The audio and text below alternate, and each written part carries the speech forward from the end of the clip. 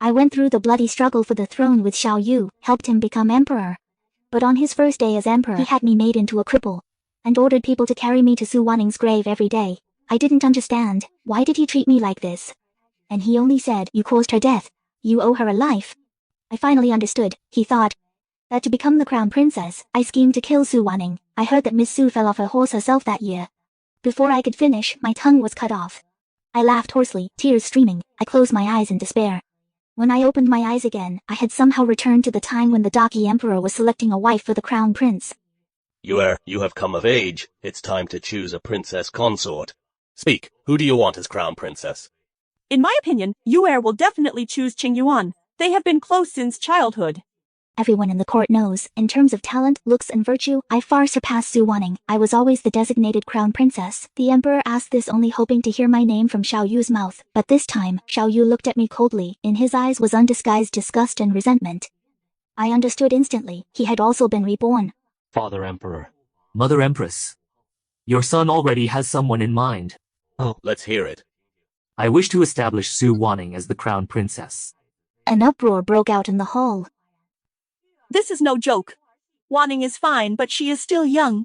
Moreover, she has not been in the palace long. I fear she is not up to the task. Mother Empress. Your son and Wanning love each other. I will marry no one else in this life. As for Qingyuan, He turned to look at me. His expression was indifferent. the secondary consort has managed the Eastern Palace for years. She must be tired. Let Wanning learn to take over. She will eventually sit in that position anyway. Get her to familiarize her early. I almost laughed out loud. What a eventually sit in that position. So everything I built with a decade of painstaking effort in his mouth was merely paving the way for xuanhuan. Enough, since you are so obsessed with xuanhuan. I will grant you your wish. I slowly stepped forward. I adjusted my robe and bowed. Father Emperor. Your subject Qingyuan deems herself lacking in talent and virtue, plain in appearance, unworthy of the crown prince. Since the crown prince's heart is elsewhere, I wish to withdraw from the selection, to make way for his highness and Miss Su. Xiao Yu was clearly stunned, probably not expecting me to let go so easily. Since consort Qingyuan is so understanding, I beg father to issue the decree at once, to establish Wanning as crown princess. Nonsense. Choosing a consort is a state affair. How dare you treat it so frivolously? Qingyuan has been in the Eastern Palace for 8 years. Her contributions are recognized by the entire court. With just one word. Understanding. You want to dismiss her? Father Emperor. Do you know? His words came to an abrupt halt. He knew too, that the story of Rebirth was too bizarre. If he said it out loud, people would think he was crazy. The emperor looked at him, frowning deeply. Finally, he let out a long sigh. We'll discuss this later. Dismissed. Xiao Yu didn't say a word. He glared at me fiercely, then turned and swept out of the hall. I knew exactly what he was going to do. At this moment, xuanhuan had not yet fallen from her horse. Everything could still be undone. I stood there, feeling all the eyes on me from all directions. A bitter smile curled at the corner of my mouth. Decades of marriage in my past life turned out to be nothing but a dream. Qingyuan? Come with me. In the Imperial study. Aloewood incense rose from the purple bronze burner. The emperor dismissed the attendants, leaving just the two of us sitting by the window at the tea table. He personally poured a cup of tea and pushed it to me. His voice was much softer than in the hall. Tell me, why did you refuse today? Everything I said earlier was the truth. You entered the palace at 6. By 10, you were helping the Empress manage the court, and at 16, you took charge of the Eastern Palace. In 8 years, you've never made a mistake. If you call that unworthy, then all the women in the palace would be mediocrities. I didn't speak. I just gently rubbed the warm teacup. Is it because of Yu'er's attitude that it's broken your heart? I looked up at him. The emperor's face was etched with deep exhaustion. The wrinkles at the corners of his eyes were as clear as if carved. This once dominant ruler was truly old now.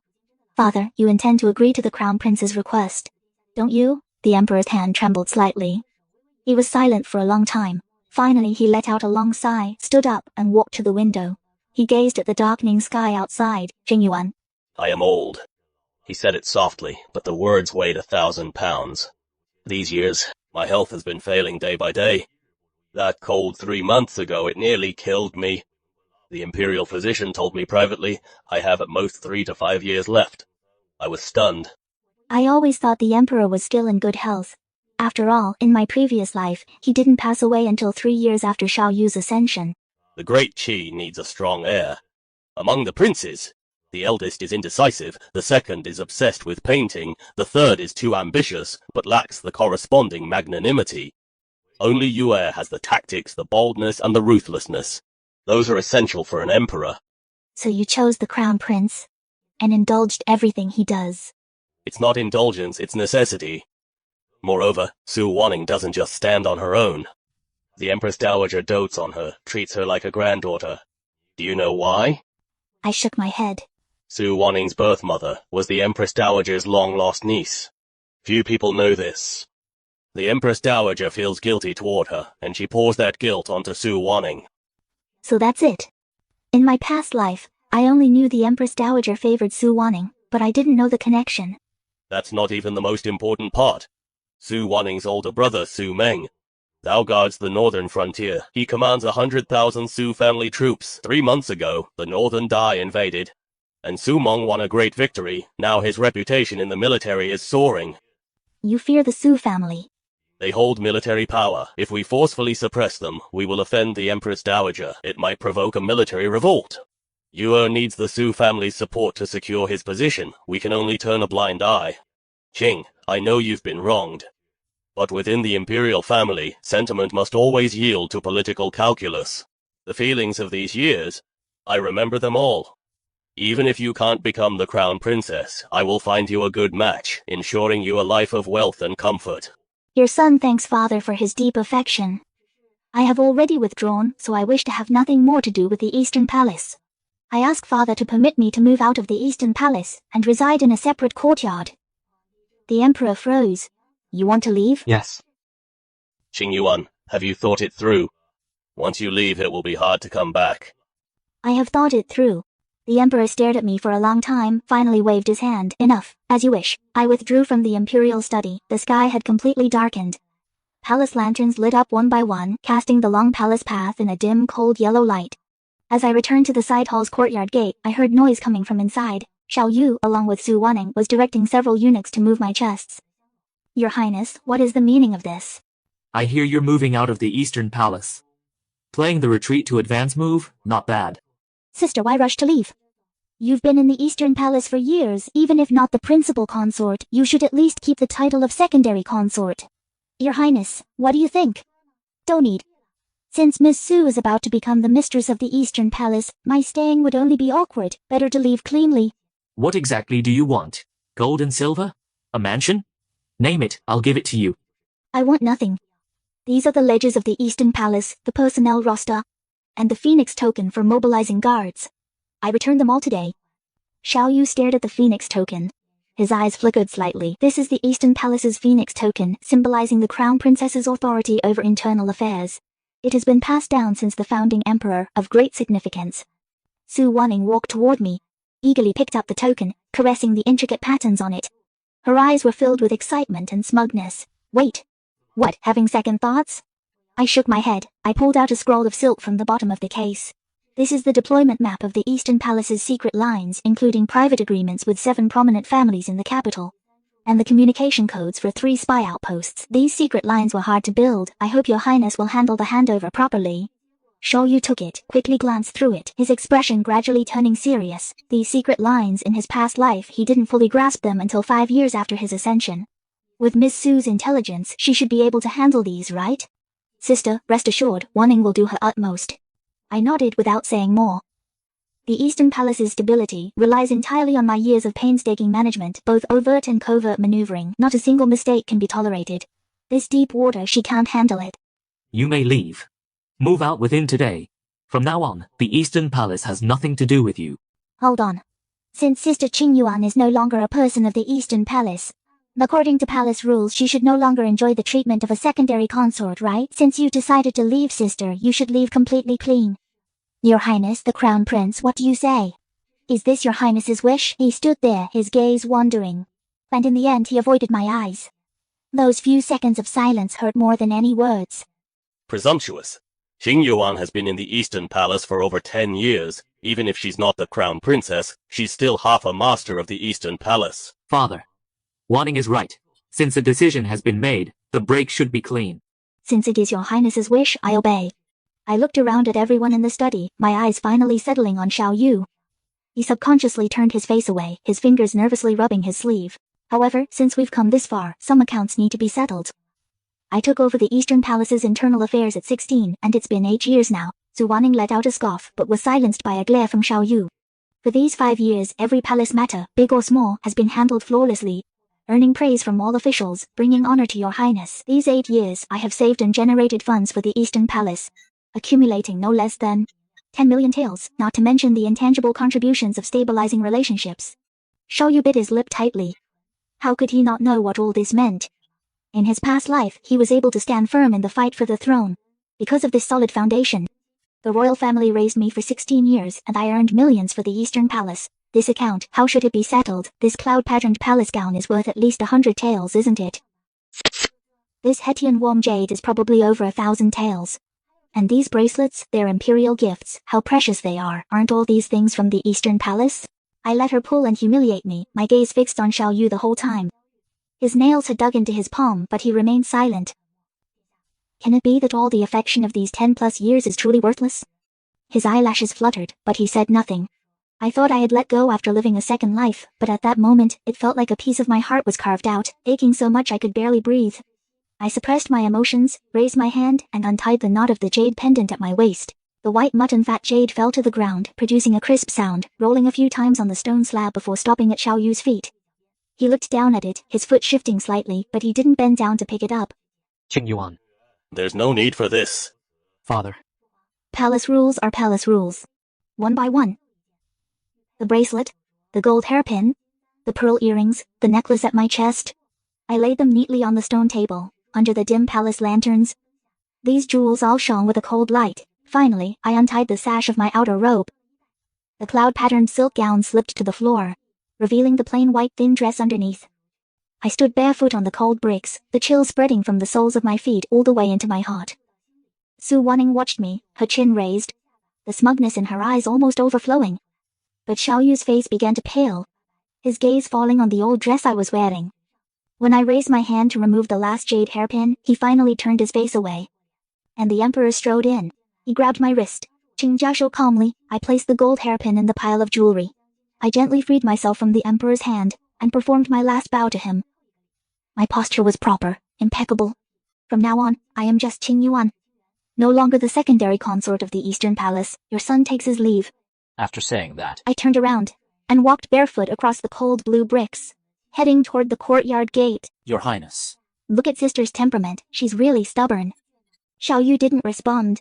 I didn't look back either when I walked out of the side hall's gate.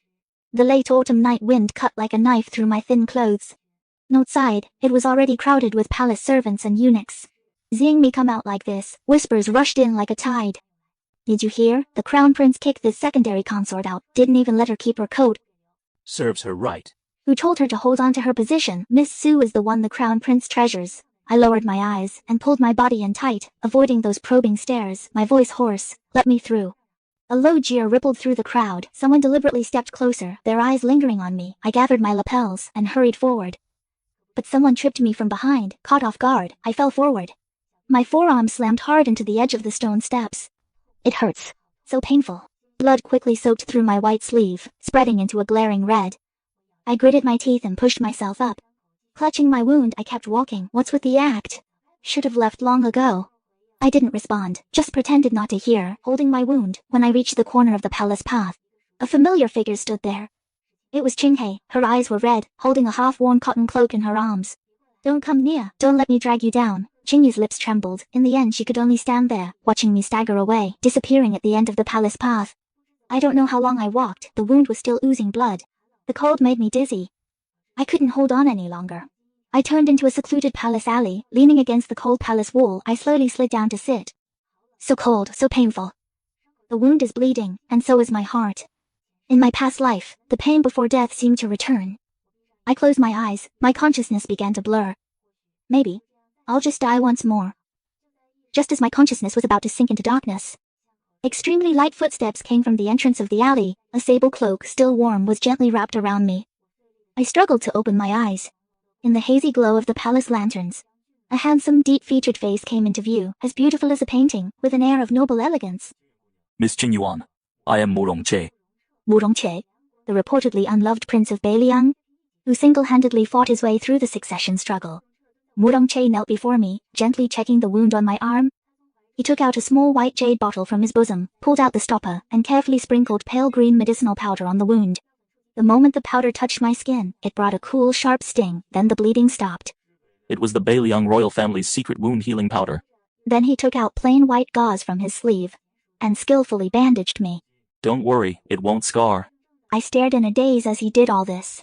Your Highness, why are you here? Wu Rongqie raised his eyes. His deep eyes actually held a trace of tenderness. I have eyes in Daki. He spoke so directly, it left me at a loss for how to react.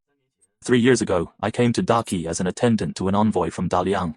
Wu Rongqie helped me lean against the wall, then sat down about a step away from me. Back then, my mother had just been deposed in a palace intrigue. I was struggling in the Beiliang court. Coming to Daki under the guise of travel was actually to escape trouble. One day, I was hiding in the imperial garden, crying. My heart was heavy with pent-up sorrow. I felt there was no place left for me in the world. Then, a little girl in a plain white dress walked over. He turned his face to look at me. His eyes reflected the scattered light of the palace lanterns. My breath caught for a moment.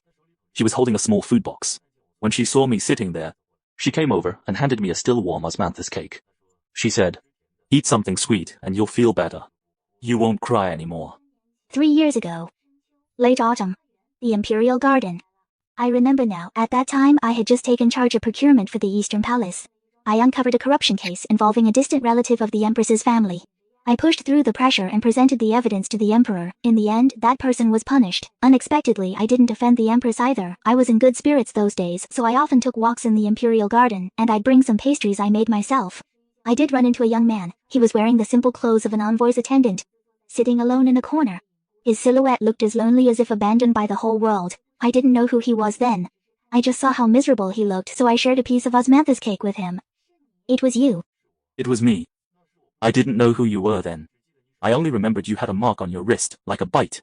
Later, I asked around and found out. You were Miss Xuanhuan, raised in the palace. The crown prince's secondary consort. He paused. A flicker of darkness passed through his eyes. Later, I heard you ran the Eastern Palace with great order. I heard you helped the crown prince stabilize the court. So you planted spies in the Eastern Palace? Yes. I know it's not an honorable method, but the relationship between Beiliang and Daki is delicate. I needed to know the crown prince's movements. And I wanted to know if you were okay. My heart stirred slightly. This afternoon, my spy sent an urgent report saying the crown prince publicly humiliated you and was throwing you out with nothing. So I immediately entered the palace, using border military matters as an excuse to discuss with the Daki emperor. But actually I was waiting outside the palace gates. I see, so none of it was a coincidence. Xuanhuan, come back to Beiliang with me. I was stunned. Beiliang isn't as prosperous as Daki. But at least by my side, no one can bully you. I'll give you a new identity, a new life. You can do whatever you want. No longer trapped in the deep palace. No longer having to bow to anyone. A cold wind swept through the alley, blowing the loose hair on his forehead. I looked at the sincerity in his eyes, and the stagnant pool in my heart actually rippled with a trace of emotion. Why? We've only met once. Wu Rongqie was silent for a moment, then smiled softly. Sometimes, once is more than enough. My eyes suddenly felt hot. In my previous life, for 20 years I gave everything for Xiaoyu, only to receive brutal punishment and a single phrase, "Repent well." In this life I walked out of the Eastern Palace barefoot, covered in wounds, yet someone says to me, "Come with me, by my side no one can bully you." Your Highness, if I go to Beiliang with you, that would be treason. You are not committing treason. It is the Daki royal family that has wronged you. I lowered my head, silent for a long time. I could feel my heart pounding. Time slipped through my fingers, the sun set, time changed. Finally I nodded. He bent down and lifted me steadily. I gasped, instinctively grabbing his collar. Sorry for the rudeness. You have a wound on your foot.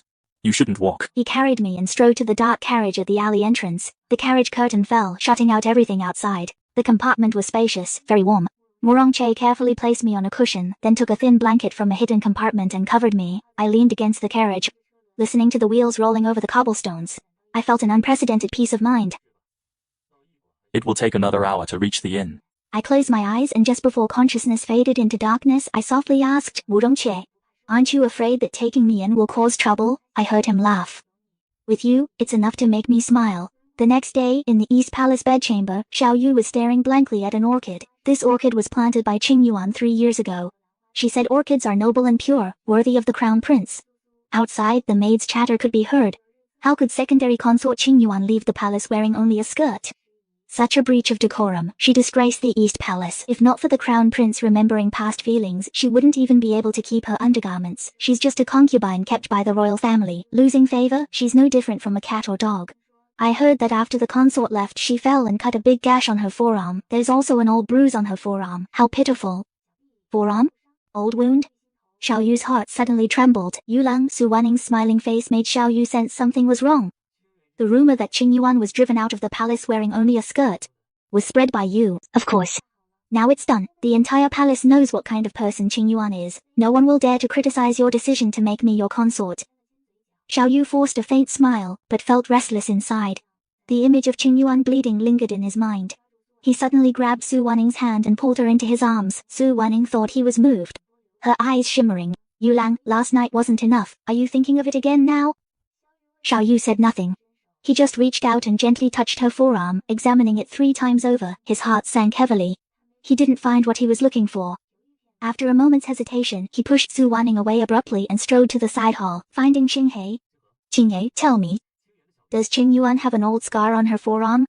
That looks like a bite mark, hideous and scary? Qinghe was grieving over her mistress's departure when the crown prince burst in and startled her. Hearing the crown prince's words, she felt a pang of sorrow. In reply, Your Highness, the consort does have an old wound on her forearm, shaped like a bite mark. It was left 7 years ago. That year she was found soaked and brought back, her arm bloody and mangled. She had a high fever for 3 days and nights before waking. After waking she said nothing, only saying she accidentally fell. Xiao Yu stiffened, memories flooded back. 7 years ago? He was 15, young and reckless. He sneaked to the cold pond deep in the Imperial Garden to play in the water.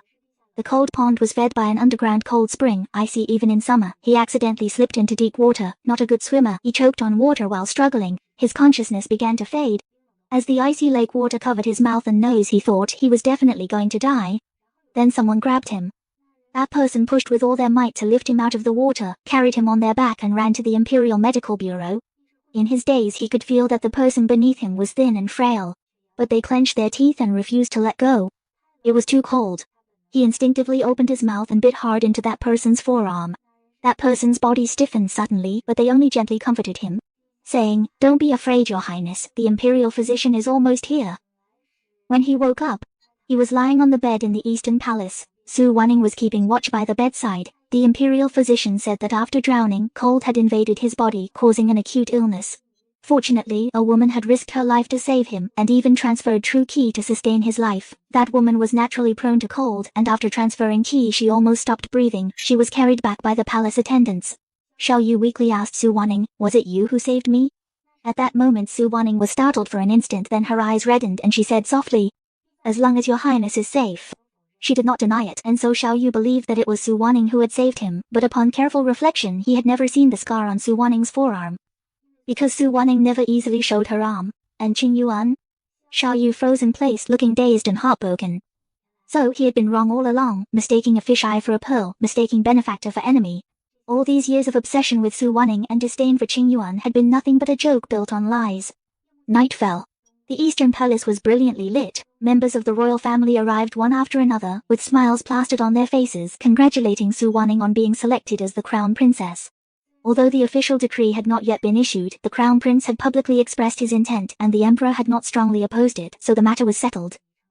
Su Waning wore a newly made crimson palace gown, a golden crown adorned with 8 treasures on her head, and carried herself like a future crown princess, accepting everyone's congratulations and flattery. She smiled with curved brows, but inside she felt a little uneasy. Xiao Yu had been missing since afternoon.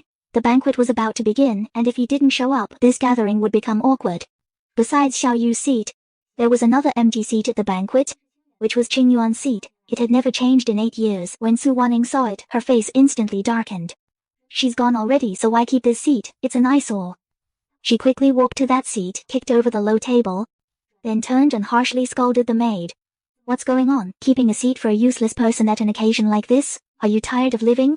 "Please calm down, Crown Princess. I deserve to die. I'll remove it right away." The maid frantically moved the table, and the hall fell silent. Some royal family members lowered their heads to drink tea, others pretended to adjust their robes, none daring to make a sound.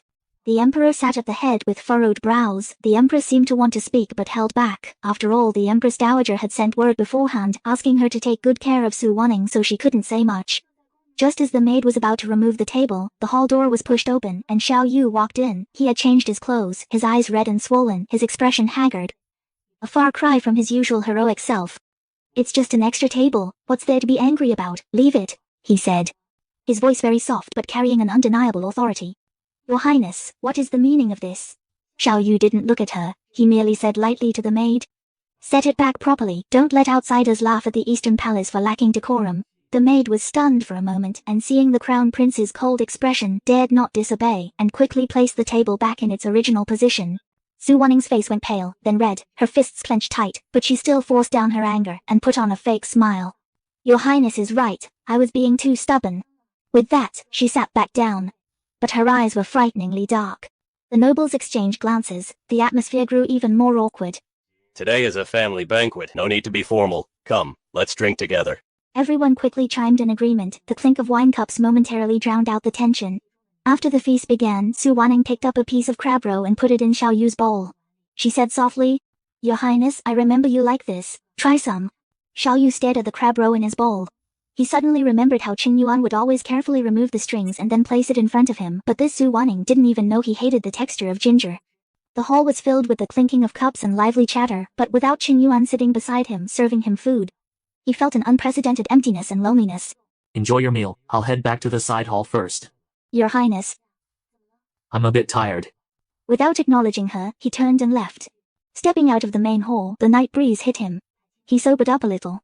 As he passed the side hall where xuanhuan used to live, it was as if an invisible force pulled him, and he found himself walking in. The hall was pitch black. He lit a candle. The dim light illuminated the room. The room was empty. Everything that belonged to xuanhuan was completely gone. As if she had never lived here. Rage surged through Xiao Yu. He hurried back to the main hall. In front of everyone he demanded, "Who touched xuanhuan's side hall?" The guests' chatter abruptly stopped. Xiao Yu gripped the pillar tightly, his knuckles white from the strain. The maid nervously glanced at xuanhuan's face, before carefully replying, "Your Highness, the crown prince has ordered it." "Yulang, is this little thing worth getting angry over?" xuanhuan herself asked to move out of the Eastern Palace. She has no use for these old things anymore, so I had them all packed and sent to the woodshed. The woodshed? Xiao Yu's voice suddenly rose, his eyes bloodshot. Xuanhuan finally sensed something wrong but still shrugged nonchalantly. They were just some old clothes and books. If she doesn't want them, keeping them just takes up space. Besides, I plan to turn that side hall into a study later. Those shabby items wouldn't look right anyway. Xiao Yu's chest heaved violently, his vision went dark. Among those old things were the medical texts xuanhuan copied for him, the knee pads she sewed by hand. Over 10 years of memories, how dare you? Who do you think you are? That was her side hall, her things. What right do you have to dispose of them without permission? The hall fell deadly silent. Everyone was shocked by Xiao Yu's sudden outburst. "Today is the day I enter the Eastern Palace as its mistress. Is it proper for you to fly into such a rage over a useless person? That doesn't seem right." xuanhuan served in the Eastern Palace for over 10 years. She managed the household impeccably. Who dares call her useless? Those words were like a slap across xuanhuan's face. "Have you forgotten? Who was it that personally announced in court that he would make me his consort? Who tacitly allowed her to move out of the Eastern Palace? Who watched her take off her ornaments and walk away barefoot? Now that she's gone, your Highness puts on this act here. Who are you trying to impress?" The Emperor and Empress hurriedly tried to smooth things over, but Xiao Yu couldn't hear a word. Xuanhuan's words were like daggers stabbing into his heart. That's right. It was he who pushed xuanhuan away. He indulged Xuanhuan in humiliating her. It was he who made the woman who had given everything for him leave in just a thin robe, barefoot, becoming the laughingstock of the palace. Where are her things? They should still be in the woodshed. They were sent there at noon. We were told to deal with them tomorrow. Xiao Yu turned and rushed out of the hall. Xuanhuan grabbed his wrist, her nails almost digging into his skin. "Your Highness, have you gone mad? For the sake of xuanhuan's junk, you would abandon me and all the clan members in the hall?" Xiao Yu shook off her hand violently, with such force that Xuanhuan staggered backward, almost falling. Let go. Those aren't junk. They are. His voice suddenly choked, unable to continue. "They are 8 years of her youth. They are proof that she once loved me. They are what I can still hold on to now, the only thing I have left that reminds me of her." Your Highness, if you step through that door today, don't blame me. For doing to me what you did to Xuanhuan. Exile me from the Eastern Palace too. Xuanhuan was choked into silence, her face alternating between blue and white. Cold sweat instantly soaking her forehead. After all, she was just the newly appointed crown princess. Even with the Empress Dowager backing her and her brother Su Meng, she had no right to banish the heir apparent. I was wrong, Your Highness. I shouldn't have disposed of Xuanhuan's things without permission, and I shouldn't have been disrespectful to you. It's raining heavily outside now. Wait until the rain stops tomorrow. I'll go with you to find them, okay? Xiao Yu didn't even look at her. He pulled his hand away and without looking back rushed into the rain. The rain poured down, splashing fine droplets on the bluestone path. Xiao Yu paid it no heed, running wildly in the rain. His robes were soon soaked through, clinging tightly to his body. Rain mixed with tears streamed down. He couldn't tell if his face was wet from rain or tears. His heart pounded wildly in his chest. A voice echoed in his mind over and over. Too late, everything is too late. He wanted to summon guards to find Xuanhuan, but his hand froze in midair. He subtly remembered that when Xuanhuan left the palace, she had even left behind the jade pendant that marked her as a consort. How could there be any token to contact her? In his mind, Xuanhuan's calm eyes when she left the palace appeared, and the resolve with which she removed her ornaments one by one. Xuanhuan. Rain dripped from the tips of his hair.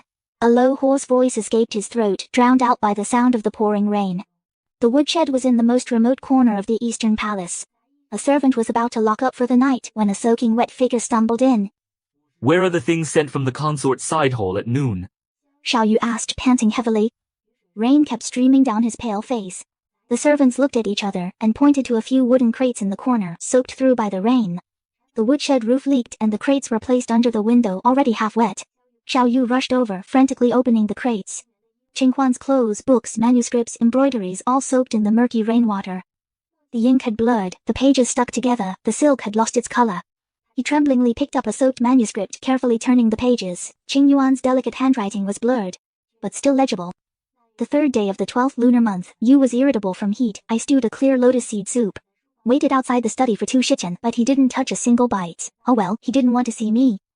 The 7th day of the 3rd lunar month, Yu caught smallpox. I nursed him for half a month. His fever finally broke. When Miss Su heard Yu was getting better, she drove me away. She sat by the bed herself. When Yu woke up and saw her, he smiled so happily. The 9th day of the 7th lunar month, Yu had a dispute with the Minister of War. I copied border military records all night. Attached a mediation strategy, quietly placed it on his desk. The next day he used my suggestion but credited it to his advisor. It's fine, as long as it helped him. Every word carried affection, no resentment, no demands, just quietly giving, quietly loving him. Even though he never once looked back at her. Xiao Yu's vision blurred completely. He hugged the journal tightly, as if he could grasp something. Something he pushed away and could never retrieve. A servant cautiously reminded. Your Highness, it's late. The rain is so heavy, you'll catch a cold. Xiao Yu clutched the journal. Suddenly he rushed into the rain, let out a stifled sob. Rain washed his face, but couldn't wash away the gnawing regret. He turned and roared at the eunuch waiting at the door, his voice breaking. By my order. Search the whole city for Xuanhuan. Alive, see her. Dead, see her body. Search every corner of the capital if you have to. The eunuch repeatedly acknowledged. Xiao Yu knelt amidst the wreckage holding Xuanhuan's old clothes. Finally he broke down and wept. He finally understood what he had lost was a true heart. For 20 whole years he mistook a fish eye for a pearl, took sincerity for hypocrisy. Xuanhuan. Xiao Yu covered his face. I'm sorry. But it was too late, too late. She had already left for good. Too late, not even a chance to make amends remained. The day we left Daki's capital was a rare sunny day. I sat in the Beiliang envoy carriage, watching the city walls recede through the window. My heart was at peace. Che rode alongside the carriage. His black riding outfit accentuated his tall figure. He seemed to notice my gaze, turned his head and gave me a gentle smile. Do you regret it? Never. I truly didn't regret it. The humiliation and pain of leaving the Eastern Palace now felt like a distant lifetime ago. Perhaps because my heart was dead, I could no longer feel the pain. The envoy didn't travel fast. Che said. He wanted me to adjust slowly. When we passed through towns he would take me for walks to see the bustling streets of Daki. He knew I had been confined in the palace for years, rarely seeing the world outside. Beiliang has similar streets. He pointed to a sugar painting stall. But ours are shaped like eagles and horses. I listened quietly, occasionally asking about Beiliang's customs. Che always answered patiently, his eyes tender. He wasn't like Xiao Yu. Xiao Yu never talked about such things with me. Xiao Yu always thought women should only manage the household. That court and the world were men's business. 7 days later, we arrived at Beiliang's capital. The architecture here is completely different from Daqi's, mostly built with huge stones, rugged and majestic. As the carriage entered the palace, I was stunned by the sight before me. Daqi's palace was exquisite and ornate, pavilions and towers, carved beams and painted rafters. But Beiliang's palace is grand and imposing. The palace is built against the mountain, layer upon layer. Like a crouching beast, Murongche helped me out of the carriage. Don't be afraid. My father the king is strict, but he is reasonable. He led me into the main hall. The king of Beiliang sat on his high throne, about 50 years old with a stern face. He looked me over, his gaze pressing down like a physical weight. I composed myself and bowed, neither humble nor arrogant. Your subject Xuanhuan pays respects to your majesty the king of Beiliang. The hall fell silent. After a long moment the king of Beiliang finally spoke. His voice was deep. So you're the one the Daqi crown prince cast aside like a worn-out shoe? His words were sharp but I kept my composure. Yes. I heard you managed the Eastern Palace's affairs for 8 years and kept the vast Eastern Palace in perfect order. I wouldn't dare take such credit. I merely did my duty. The king of Beiliang laughed. The smile softened his hard features. A fine doing one's duty indeed. Chair told me about you and about your talents. He stood up, stepped down from the throne and stopped in front of me. Lady Xuanhuan, in Beiliang, we don't stand on ceremony like Daqi. You have talents, so I will employ you. From now on you are my Beiliang court envoy, assisting Chair in handling state affairs with the rank of a third-grade minister. I was stunned. Court envoy ranked as third grade. This was unimaginable in Daqi. A woman holding office? Unheard of. My father's word is law. Accept it. I took a deep breath, knelt and performed a grand bow. Xuanhuan thanks your majesty for the trust. The king waved his hand. Rise. Chair, take her to get familiar with the palace. Arrange her lodging. Starting tomorrow, she will accompany you to court and attend to affairs. Leaving the main hall, I was still in a daze. Frightened. No. I just didn't expect His Majesty to be so open-minded. Beiliang values martial prowess and values ability over gender. When my mother was alive, she also assisted my father in governing. My father often said, to have talent and not use it is a loss to the nation. My heart stirred. Such a ruler, such a kingdom, perhaps this is where I belong. Murongche settled me in the eastern part of the palace, the snow-listening pavilion. Outside the pavilion is a plum grove. Not yet in bloom, but the branches are sturdy. One can imagine the winter splendor. Murongche stood under the veranda, gazing at the plum grove. Here, in winter, snow falls and plums bloom. The scenery is splendid. Thank you, Your Highness, for your thoughtfulness. No need to thank me. He turned to look at me, his eyes earnest. Qing, here. You just need to be yourself. Do whatever you want. No one will confine you, and no one dares to look down on you. I looked at him for a long time and nodded slightly. From that day on, I became the court envoy of Beiliang. At first there were objections at court, but the king of Beiliang overruled them all. And I proved that this trust was not misplaced. I helped Murongche organize border military reports, proposed the policy of military farming, reformed Beiliang's crude internal affairs system, and introduced Daqi's meticulous management. Within 3 months, I saved the royal house 30% of its expenses. I suggested opening trade routes with the western kingdoms beyond Daqi, bringing new revenue to Beiliang. Murongche always supported me wholeheartedly. He shielded me from open attacks and hidden arrows at court and discussed state policies with me privately until late at night. He never dismissed my opinions because I was a woman, nor did he ever take credit for my achievements. Gradually, the court officials' looks changed from suspicion to admiration, and then to trust. And in the Beiliang royal palace, I found unprecedented peace and fulfillment. Time flew by and a year passed in the blink of an eye.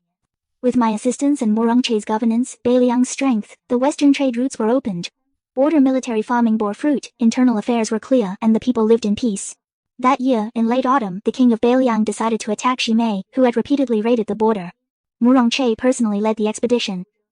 The night before his departure, he came to the listening snow pavilion. I was reviewing a terrain map of the western pass under the lamplight. Seeing him, I rose to greet him. Your Highness? Murongche was in full armor, radiating heroic spirit. He walked to the desk, looked down at the marks I had made on the map. A glint of approval in his eyes. Your knowledge of the Western Pass rivals that of veteran generals. I said softly, Your Highness is setting out tomorrow. Murongche suddenly took my hand. But I did not pull away. He treated me incredibly well, respected me, supported me, and protected me. My heart was not made of stone. So of course I felt his affection, but the wounds of my past life ran too deep and I dared not touch love again so easily. Xuanhuan. Murongche's voice was especially clear in the silent night. This battle, if I return victorious, would you be willing to marry me? I was stunned. I know you've been hurt and you're afraid to trust love again. He tightened his grip on my hand. I'm not impatient. I can wait. 2 years, 10 years. Until the day you're willing to trust me. I just want to tell you, In my heart, you were never a discarded consort.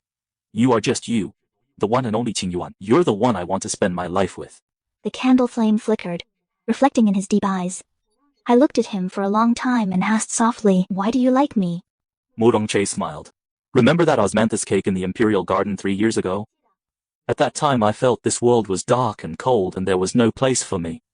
You made me realize there is still sweetness and warmth. He raised his hand, gently brushed the stray hair by my temple. Later, I asked about you and learned you were mistreated in the Eastern Palace. Yet you remained gentle and strong. Then later, I saw you covered in bruises outside the palace gates. At that moment I thought, for the rest of my life, I would protect you and never let you suffer again. My eyes grew warm. Qingyuan. He called my name, his voice soft as a sigh. "Give me a chance, just a chance." Okay? Outside the window, the autumn wind was bleak. Inside, the candlelight was warm. Looking at the undisguised love in his eyes, my heart stirred slightly, as if something inside cracked open, spilling warmth. "When you return victorious, we will get married." A brilliant light burst from Mu Rongche's eyes. He leaned down and placed a gentle, precious kiss on my forehead. Wait for me to come back. 3 months later, Mu Rongche defeated Qiguan and returned in triumph. The capital of Beiliang was empty of people in the streets. The common people lined the streets to welcome him. I stood on the city wall of the palace watching Mu Rongche on his horse come from afar. He looked up and our eyes met. He gave me a bright smile. At that moment I knew I had made the right choice. After the victory banquet, the king of Beiliang officially decreed that Crown Prince Mu Rongche and Imperial Order Envoy Qingyuan would be wed. The news spread, and all of Beiliang celebrated, and this joyful news spread through caravans and envoys to all the neighboring kingdoms. The deposed consort of Daqi is marrying the Beiliang crown prince. What deposed consort? That's the Imperial Order envoy of Beiliang, the one who helped the crown prince pacify the western regions. Back then, when she left the palace, she was wearing only a skirt in a sorry state. I wonder if the eastern palace of Daqi upon hearing this will regret their past actions. They surely will regret. The current eastern palace has long lost its former glory. Serves them right. Who told them to discard talent like worn-out shoes? Meanwhile, in Daqi, the eastern palace, when Xiaoyu received the secret report, he was reviewing memorials. When he saw the line, Mu Rongche, Crown Prince of Beiliang, and Imperial Order Envoy Qingyuan, that line, the vermilion brush in his hand snapped with a crack. Ink splattered all over the paper. You're getting married. He murmured, his eyes vacant. This past year he had never stopped looking for Qing, but Beiliang protected her too well. All his spies returned empty-handed. He could only glean from sporadic news that she was doing well in Beiliang and highly valued. He had been happy for her. But now she's getting married. Your Highness, Beiliang sent a wedding invitation. Bring it here. The invitation was exquisitely made, with gold embossed characters that read, "The joyous wedding of Mu Rongche and Qingyuan." The wording was proper, but every word stung. Xiaoyu stared at the invitation, suddenly finding it hard to breathe. He remembered when Qing married him in his past life. It was also a marriage certificate like this. At that time she was full of joy, her eyes full of admiration. But now she's marrying someone else. Saddle my horse. I'm going to Beiliang. Your Highness, you must not. You are the Crown Prince of Daqi. How can you personally attend a wedding in an enemy state? And Miss Su? Shut up. Don't mention Su Wanning to me. This past year, Su Wanning's true colors gradually showed. She doesn't know how to manage the Eastern Palace at all. She made a mess of the internal affairs, embezzlement, nepotism, bullying the palace staff. Within just half a year, the Eastern Palace was full of complaints. Court officials whispered among themselves, saying the Crown Prince abandoned a pearl and chose a fisheye. Truly unwise. He also questioned Su Wanning about claiming credit that wasn't hers. Su Wanning initially made excuses. Then seeing she couldn't deny it, she actually said matter-of-factly, "Yes, I claimed the credit falsely. So what? Now that your Highness knows, can you bring Qing back? She has long hated you. She will never forgive you in this life." At that moment, Xiaoyu really wanted to strangle her. But he couldn't. Su Wanning has the Empress Dowager behind her, the Su family army. The Emperor's health is deteriorating. The court is unstable. He couldn't create any more problems. He could only endure. Watching the Eastern Palace decline day by day, watching the courtiers become estranged, watching himself go from the Crown Prince everyone supported to the laughingstock of the court and the public. Saddle my horse. I'm going to see her. 10 days later, Xiaoyu secretly arrived in the capital of Beiliang. Joyous melodies filled the air. On the wedding day, special festivities abounded. The capital was decorated with lanterns and banners, full of joy and happiness. Xiaoyu, disguised as a merchant, mingled in the crowd, watching the wedding procession pass down the main street. I wore a bridal gown in the style of Beiliang, red with gold embroidery, sitting in a splendidly decorated carriage. And Mu Rongche rode ahead, turning back to look at me repeatedly, his eyes full of tenderness. Xiaoyu felt as if his heart was being carved out, the pain so intense he could barely stand. The procession arrived at the palace gates. Murongche dismounted and personally helped me out of the carriage. Just then, Xiao Yu could no longer hold back. He rushed over. Xuanhuan. The guards immediately drew their swords to stop him. The Crown Prince of Daki shows up uninvited. What business do you have? Tingyuan, I want to talk to you. May I? Just a moment. I looked at him calmly. It's been a year and he had lost a lot of weight. His eyes were bloodshot, no longer the spirited young man of the past. Your Highness, is there something you need? I know I was wrong, Qing. I really know I was wrong. I found out the truth about what happened back then. It was Su Wanning who falsely claimed credit for saving me. I was blind. I failed you. I know. You know? Actually, in my past life we were already even. Besides, Xiao Yu, the ways you wronged me are far more than this one. 20 years of neglect in the past life, dying with eyes wide open. Public humiliation in this life, driven out barefoot, becoming a laughingstock, every single one, every single incident, I remember them all. So you also... Enough. Today is my wedding day, and I don't want to bring up the past. Please leave, Your Highness. Qingyuan. Do you want me to deal with them? No need, let him go. Escort the Crown Prince of Daki out of the city. He is not to linger. As Xiao Yu was forcibly taken away, he kept hoarsely calling my name.